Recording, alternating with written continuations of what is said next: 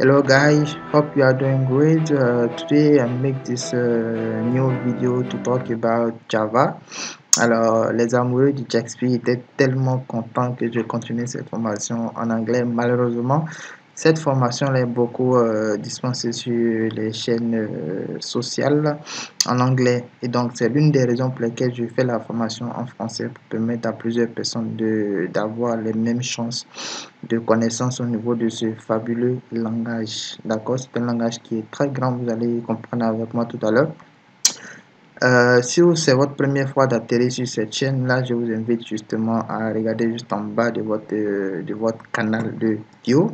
En bas, vous allez voir un bouton rouge. Vous cliquez dessus qui est le bouton abonner et juste à côté, vous allez voir une cloche qui va vous permettre d'être informé de toutes les sorties au niveau de la chaîne Parlons Digital. Alors, cliquez dessus et puis on est parti pour la formation. Donc, on parle de Java. Avant de continuer la formation, c'est vous souhaiter merveille le meilleur pour la première vidéo justement que vous êtes en train de suivre, d'accord? C'est la première vidéo de la nouvelle année 2023. Et donc, c'est vous dire déjà que pour cette année-là, on entend justement mener des activités, plus d'activités au niveau des masterclass marketing, des masterclass au niveau de la programmation. Soit dit en passant, on a une classe spécialisée pour les développeurs back-end, justement, qu'on va lancer en masse. D'accord, donc déjà pour vous préparer, mettez des commentaires pour que je sois informé si vous êtes intéressé, afin que je vous donne le canal pour que vous puissiez intégrer, d'accord, sur Discord et sur nos différentes plateformes. Donc on aura pas mal de formations à ce niveau-là. Donc je suis en train de dire que je vous souhaite le meilleur, santé, succès, longévité, surtout que Dieu vous accorde pas mal d'opportunités pour cette année-là, moins de décès à ma famille. Alors, pourquoi ce choix de ce sujet-là qui est donc Java? La première raison, c'est que Java est un langage qui est multiplateforme.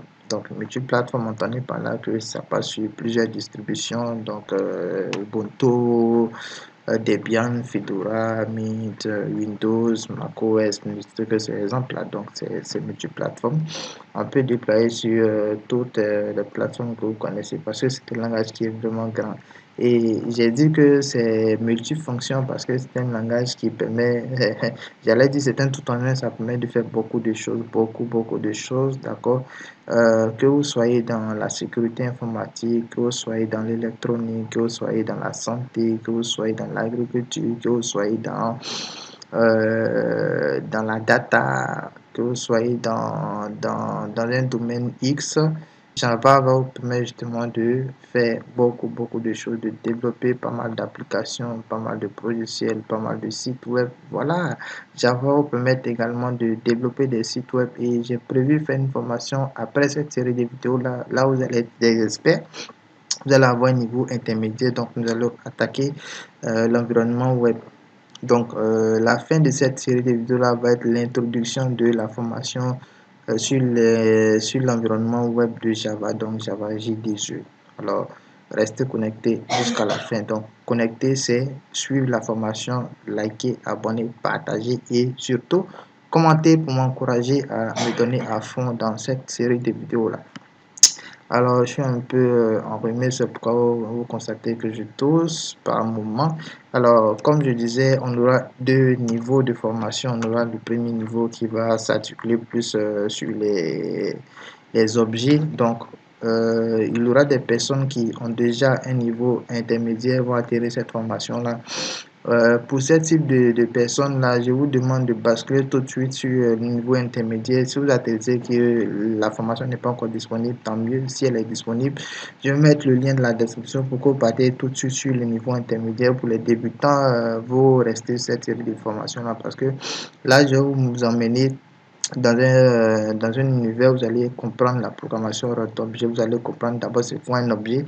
Si c'est pas compris, vous pouvez pas faire carrière dans ce langage Java là, parce que c'est un langage qui manipule plus les objets. En PHP par exemple, vous avez la programmation objet, mais vous pouvez mener un projet de A à Z sans même travailler en objet. Par contre, en Java, vous êtes contraint, c'est pas, mais je vous encourage pas à travailler en PHP dans un environnement procédural parce que c'est vraiment pas intéressant et c'est pas professionnel quand vous allez être amené à travailler dans un gros projet, surtout en équipe. Et donc là, ça va être compliqué. Au niveau de la formation intermédiaire, nous allons voir, je vous laisse en surprise, mais croyez-moi, ça va être une aventure vraiment fabuleuse. Restez jusqu'à la fin parce que on aura travaillé sur les interfaces graphiques au niveau de la formation intermédiaire. Nous allons travailler sur des formulaires, nous allons travailler sur des calculatrices. Au niveau de la formation intermédiaire, débutante plutôt, nous allons faire des calculatrices, mais là, nous allons manipuler toutes les j'allais dire tous les TP que nous allons mener au niveau de la formation débutante va être plus dans la console. Par contre, au niveau de l'intermédiaire, va être dans une interface graphique. Donc, soit nous allons utiliser Swing ou bien nous allons utiliser JFX. Donc, dans un français simple, JFX, c'est le grand frère du Swing. Donc, Swing, vous allez développer des interfaces graphiques, mais vont être utilisées que sur Windows, que sur un ordinateur. Par contre, avec JFX, quand vous finissez de compiler votre application, vous pouvez utiliser sur une tablette, vous pouvez utiliser sur votre smartphone, vous pouvez utiliser sur un ordinateur. La manière, vous voyez que c'est intéressant. Alors, donc, voici le premier TP que nous allons réaliser au niveau de la formation intermédiaire. Donc, ça va être axé sur le jeu de Minds. Donc, l'ordinateur va penser à 5 chiffres aléatoires qui sont bien entendu disposés dans des cases.